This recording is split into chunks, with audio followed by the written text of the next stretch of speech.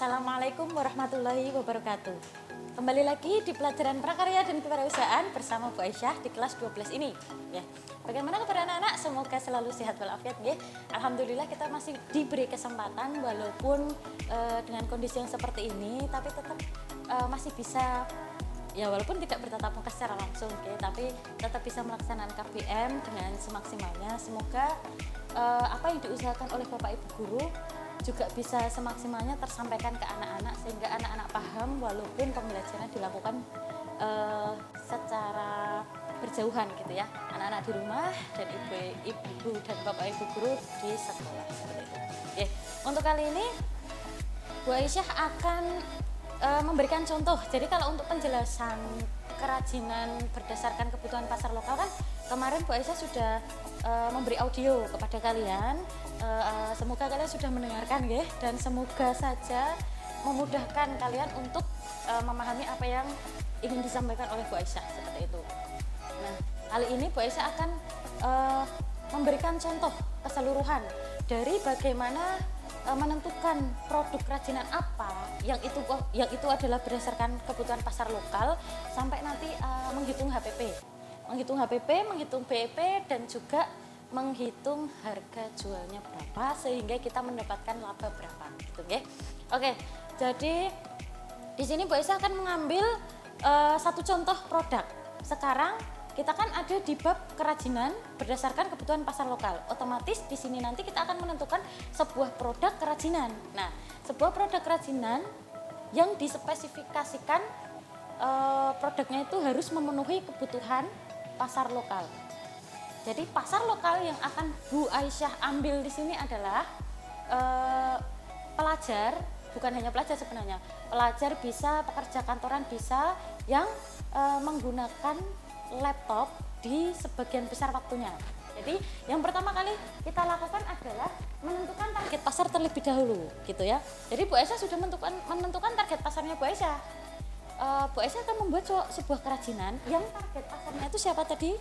Ya, yaitu pelajar ataupun pekerja kantoran yang menggunakan yang menggunakan laptop di sebagian besar waktunya gitu ya. Itu target pasarnya. Nah, sekarang yang sedang dibutuhkan itu apa? Yang sedang dibutuhkan sasarannya Bu Aisyah tadi. Nah, sekarang kan kalau menggunakan laptop itu kan baiknya ada di atas meja, duduk dengan sesuai standar dan lain sebagainya seperti itu. Tapi di sini karena target pasarnya tadi adalah yang menggunakan laptop di sebagian besar waktunya, otomatis kan kalau bisa yang menggunakan laptop di mana saja dan dalam keadaan senyaman dia untuk mengerjakan tugas-tugasnya seperti itu. Jadi biasanya kan banyak anak-anak pelajar ataupun pekerja-pekerja yang menggunakan laptop itu yang nggak hanya menggunakan laptopnya ada di atas meja. Saya pengen menggunakan laptop saya di atas kasur saat saya di sofa atau saat saya ya di atas kasur gitu ya, atau saat saya ada di lincah di depan rumah pemanek gitu. Nah, itu kan biasanya kalau tidak ada meja otomatis akan kita pangku gitu ya. Nah, kalau di pangku biasanya radiasi saat laptop itu dijalankan itu kan mengeluarkan radiasi yang akan membahayakan tubuh kita. Otomatis di situ permasalahannya adalah bagaimana bisa menggunakan laptop itu dimanapun saja senyaman kita, tapi terhindar dari radiasi juga gitu. Nah, di sini dari dua poin ini tadi, maka muncullah ide untuk membuat bantal laptop. Jadi di mana laptop bisa ditaruh di atas papan, ya, ditaruh di atas papan, tapi juga nyaman di pangkuan kita gitu, nyaman di pangku gitu ya. Nah, kalau sudah menentukan produknya, itu tadi kan sudah menentukan produknya, terus sekarang kita rasionalisasikan. Bagaimana sih merasionalisasikan itu? Namanya bantal laptop itu kan sudah ada bayangan belum kalau kalian gitu ya. Jadi bayangannya kan ya sudah, nanti berarti suatu yang keras yang itu bisa menjadi tumpuannya laptop dan tidak menjadikan laptop panas. Karena kan kalau laptop langsung ditaruh di atas kasur atau taruh di atas sesuatu yang empuk itu kan akan mudah untuk panas seperti itu. Nah, itu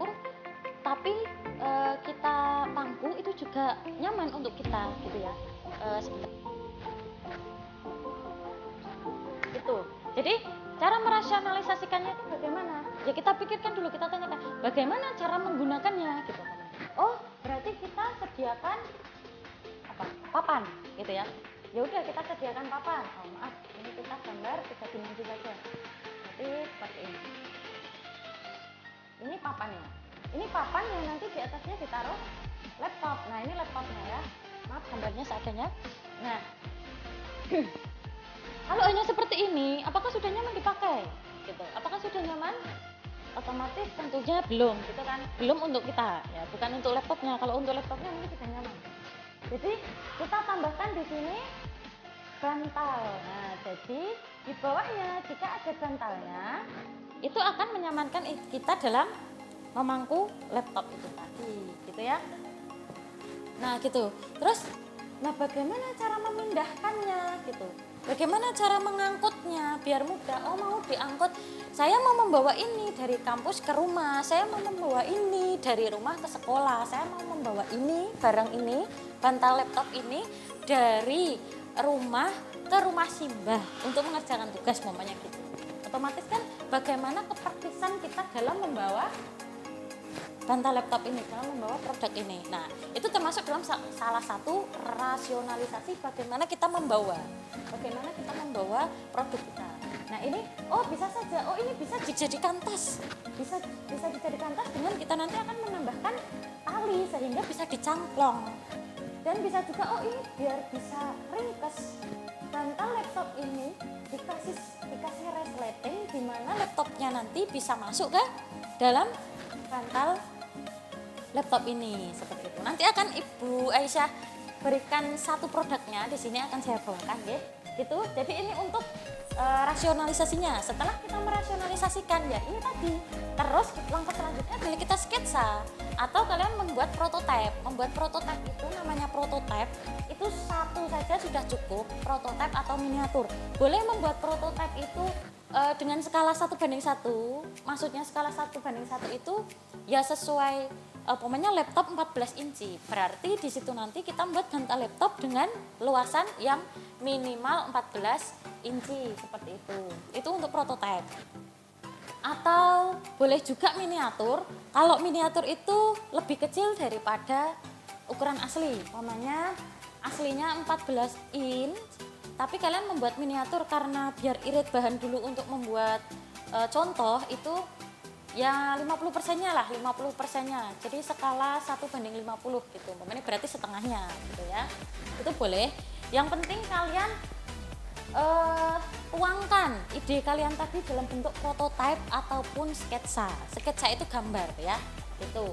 Terus selanjutnya jika sudah, otomatis di sini tadi kan kita ada beberapa pilihan desain gitu ya.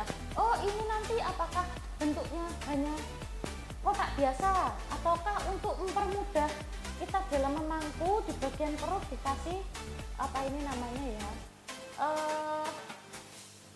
lengkungan. Kalau perutnya besar biar cukup gitu umpamanya. Nah gitu kan bisa ada beberapa pilihan gitu. Oh, apakah bantalnya nanti bentuknya kotak full dari pojok sini ke pojok sini ataukah hanya setengah saja berbentuk setengah lingkaran. Terus apakah papannya ini nanti dari papan yang bermotif atau triplek atau keramik, boleh saja. Nah seperti itu ya, contohnya saja seperti itu. Nah nanti kalau sudah ada beberapa opsi, nah di tahap terakhir adalah kalian menentukan desain akhir kalian, mana yang mau kalian pakai untuk dijadikan sebuah produk dan diperjualbelikan gitu ya. Nah itu sudah selesai tahapan di mana kalian menentukan atau merencanakan produk kerajinan berdasarkan kebutuhan pasar lokal. Kalau di contohnya Bu Aisyah ini tadi, pasar lokalnya siapa? Kita ulangi, yaitu pasar lokalnya adalah pelajar ataupun pekerja kantoran yang banyak menggunakan yang waktunya itu banyak menggunakan laptop seperti itu ya. Dan bisa digunakan di mana saja. Oke, itu tadi tahapannya. Sekarang Bu Aisyah akan menunjukkan contoh produknya. Ini dia, Bu Aisyah sudah membawa satu contoh produknya, bantal laptop. Ini dia, gini ya. Jadi modelnya itu seperti ini. Kenapa di sini ditaruh lengkungan? Nah ini tadi, ini itu jadi ini desainnya ini adalah, saya jelaskan satu persatu dulu ya. Ini di talinya. Nah ini untuk mempermudah saat membawa produk kita gitu ya. Jadi pertama, ini adalah papan di mana ini nanti digunakan untuk menaruh laptopnya ya, menaruh laptopnya. Oke. Jadi laptop ditaruh di sini otomatis dia tidak akan overheat, tidak akan kepanasan. Nah, kenapa di bawahnya dikasih bantal? Karena ini untuk menyamankan gitu ya, menyamankan kita memangku laptop. Jadi tidak terkena gak keras gini ya. Jadi kalau kita pangku kan dia akan lebih empuk gitu. Jadi seperti kita memangku bantal gitu ya. Terus desain berikutnya adalah, jadi ini didesain untuk bisa untuk menaruh laptop juga kalau kita moving. Jadi kalau kita berpindah-pindah, nah di sini ditaruh resleting, bisa dibuka ya, di mana kalian bisa menaruh laptopnya di sini, bisa ditaruh di sini. Nah ini juga didesain, kan ini keras nih ya, ini keras. Nah saat kalian membawa laptop, otomatis kan nanti tekok gitu ya, akan merusakkan laptop. Nah di sini sudah dipikirkan sampai situ. Jadi di sini dikasih busa juga di sini. Jadi antara kamu nanti menaruh laptop dengan papannya ini, dengan multiplexnya ini, dia sudah ditaruh busa sehingga menjadikan empuk gitu ya. Tuh ya, ini bisa tutup lagi. Nah untuk membawanya bisa beberapa model. Nah ini termasuk dalam rasionalisasi. Bagaimana cara membawanya itu tadi sudah Ibu jelaskan ya. Bagaimana cara membawanya? Nah kalau ini kelebihannya adalah ada beberapa model. Yang pertama bisa jadi bawa kayak gini biasa. Jadi ditanteng biasa kayak gini. Ya. Nah bisa juga karena ini tadi ada talinya, tali pelengkap itu bisa digendong, gitu ya. Bisa digendong. Ya sembari Bu Aisyah menyiapkan ini, akan Bu Aisyah jelaskan ini kenapa ini ada apa ya, cekungan ya, kenapa ini ada cekungannya di sini, kok nggak gini semua Bu, gitu ya, kok nggak gini semua ya, karena ini untuk saat ini yang mepet dengan tubuh kita, jadi gini kan akan lebih nyaman, akan lebih bisa deket gitu loh, akan lebih bisa deket laptopnya itu jika ininya agak membentuk seperti perut kalian gitu ya. Kalau kayak gini kan biasanya agak kejauhan. Nah ini kan kalau kayak gini kan bisa lebih dekat gitu ya. Gitu ya. Terus di sini juga sudah dipikirkan jadi di sudut-sudutnya, di sudut-sudut multiplexnya ini tidak dibuat tajam. Jadi dia dibuat tumpul sehingga tidak membahayakan penggunanya ataupun yang ada di sekitarnya. Contoh kalau kalian punya adik, itu kan kalau lancip terus adik kalian mau ganggu kalian gitu, ternyata kena ini ya, kena lancipannya kan bisa juga gitu ya. Nah ini kayak gini, ini bisa digendong. Nanti akan Ibu bagikan fotonya. Jadi sudah ada foto beberapa model cara mengangkat ini, cara menggunakannya ini ya. Gitu. Ini bisa di tas cangklong. Ini ya buat contoh tadi. Bisa kan? Gitu. Terus nanti tinggal laptopnya ditaruh di dalam sini gitu. Bisa juga ini di bawahnya. Sebentar. Ini agak susah ya ini. Oke, nah bisa juga membawanya di cangklong begini bisa.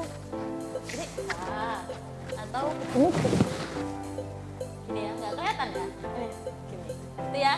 Nah ini contoh produknya, gitu. Oke, sudah paham kan ya? Jadi silahkan nanti kalian kalau sudah Ibu Ais jelaskan tugas kalian, silahkan membuat sekreatif mungkin gitu ya. Oke, selanjutnya kita akan masuk ke perhitungan harga jual gitu ya. Jadi Di sini tidak saya jelaskan dulu mengenai bagaimana pengemasannya dan juga bagaimana pemasarannya, karena di sini belum ada contohnya. Nanti akan pemahaman kepada kalian itu akan saya berikan beberapa video sehingga kalian menganalisis gitu ya.